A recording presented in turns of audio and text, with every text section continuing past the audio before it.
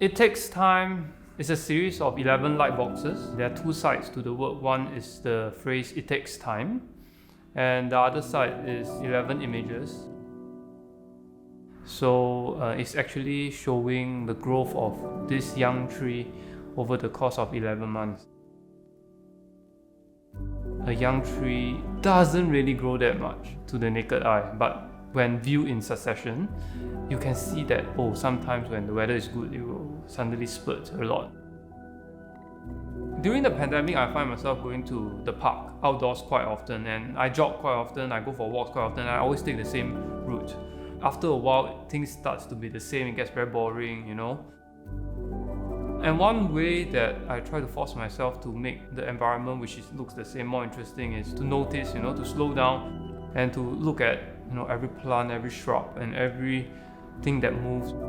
And once you slow down to look at them, you start to see there's much more than just a green landscape. There are animals living there. The trees are growing at different rates. Sometimes you see this new plant, this flower, and butterflies here and there. You start to make all these connections in nature that you otherwise will not really see if you don't slow down and pay attention. For myself, I find it very rewarding to just sit there and look and find out what nature is trying to tell you.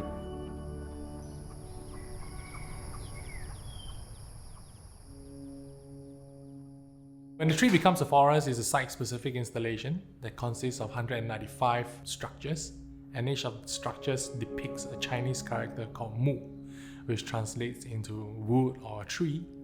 And then depending on the angle which the audience looks at the work, the word Mu transforms into another Chinese character called Lin when you put both together, and Lin actually translates into woods.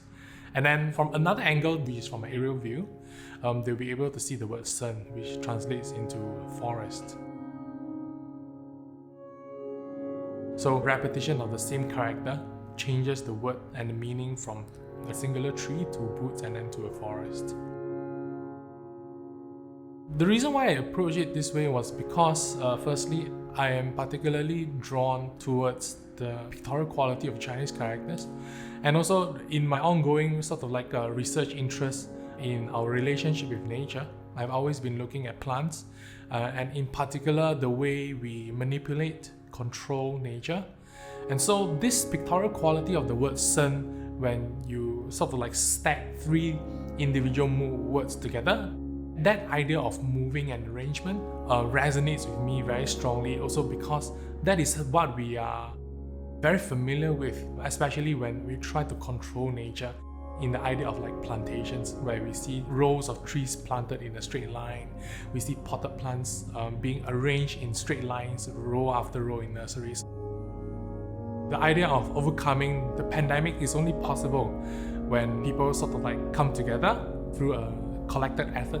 And it reminds me even more about the word Mu and the word Sen, because Sen is where three Mu's are put together.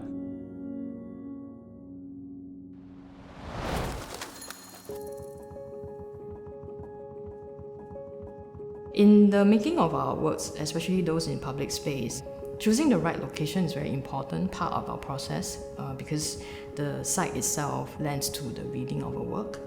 What we try to do with art in public space and the way that we approach it is not to center our artwork or ourselves as artists, but really to create something that could reframe interpretations of the site, so that when visitors or members of the public approach our work, they actually can reframe or re-see the site in a different way. So the part of the text, Longing for the Sky, kind of reflects the time that we're in now, where we do yearn for travel. It kind of speaks about the natural cycle of the water in the river evaporating into the clouds and falling back down into the sea. In a larger sense, the text is meant to work beyond this pandemic that we're in and speak to the natural cycle of longing that we all feel. Some of these children, when they walk past, we did hear them calling out to their parents that, "Hey, I can see my name here. because they can recognize the letters that forms their name. It was quite adorable and was also interesting to us because we had not planned for something like that to happen. In a way, that's how art in public space can continue to be exciting, because you can plan for everything, but there are all these little moments that could still surprise you.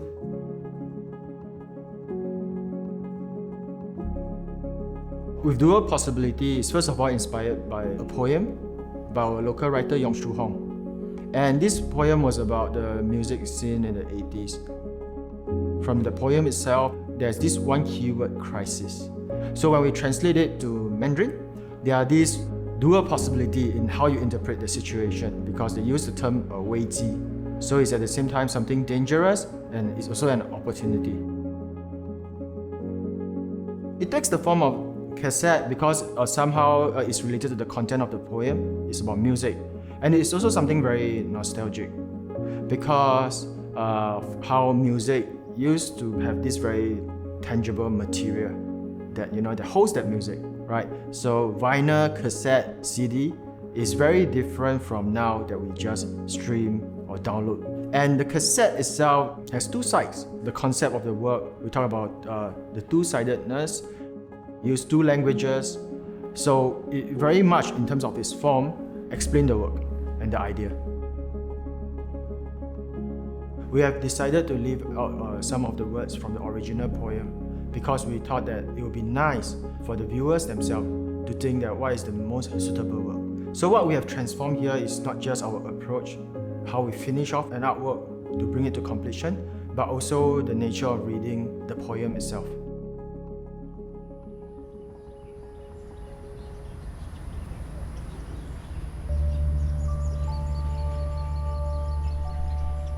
Perfect Stranger is based on conversations I've had with an Israeli psychologist, Zehav Efrati, and actually all the way dating back to 2016. For a particular year, every single day, we set up a sort of structure between us where she would ask me a question, and no matter what she asked, I would always respond. The question that she asked that inspired the work was, what does it mean to be a lucky boy? And my answer was, everything you got, everywhere you go, anytime you please, nothing you want more than this. This particular sentence was very poignant in a time that, I thought hard about our generation, and I felt that being so accessible to everything and having everything at your fingertips. And the irony of that is having everything at your disposal does not mean that you're closer to getting what you want. And that's the most elusive thing, that oftentimes your ability to reach wide and far, you lose sight of what's right in front of you. I think the role of public art has actually a very simple function of sort of snapping you out of sort of that drone or monotony of everyday life to create surprising abnormalities in otherwise a very mundane, monotonous sequence of events. And just the element of being able to create surprise or wonder is particularly special about public art.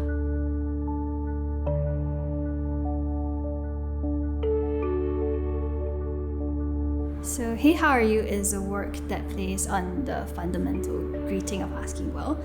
Whenever we ask the question, hey, how are you? The expected answer is, yes, I'm good, how are you? And the conversation ends there. But for us, we thought that it was actually the perfect opportunity to connect with someone. So when we asked this question with a genuine intention to listen, it really opens up an opportunity for honest conversations and just deeper connections with the people that we are speaking to. During my walks that I took at the park during lockdown, one material that kept coming up to me was tarpaulin, because construction sites were hastily covered. So I really thought that in this lockdown and in the midst of this pandemic, this would be an interesting material to use to create an art piece. Whenever I think of a strong community, somehow the visual of an interwoven web comes into play. I think of all the texts, my favorite would have to be the one titled Water Down. It talks about how because of the pandemic, we can't really make plans for the future, which is very relevant today, right? which speaks to this very human need of us wanting to see plans to fruition. And I think as humans, it's very natural for us to want to plan ahead and see those plans to fruition. And unfortunately, with the pandemic, we can't do that, because I don't think you can plan ahead so far in life. You just gotta go with the flow.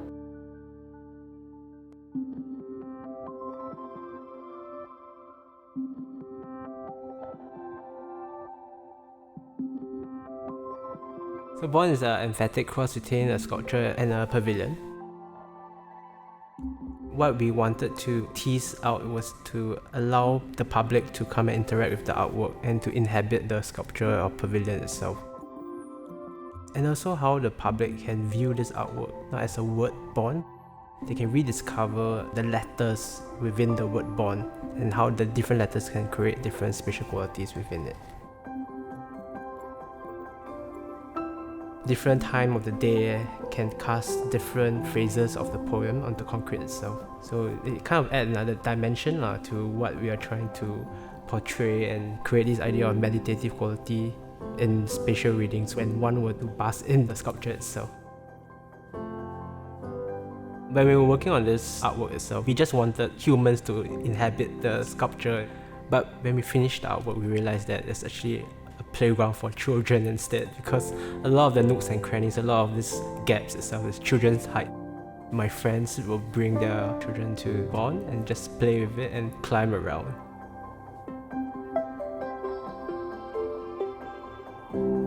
Looking ahead, the Public Art Trust will endeavour to do more of such works, to actually bring good art that provokes thinking, that inspires into public spaces where the audience, the communities live, work and play.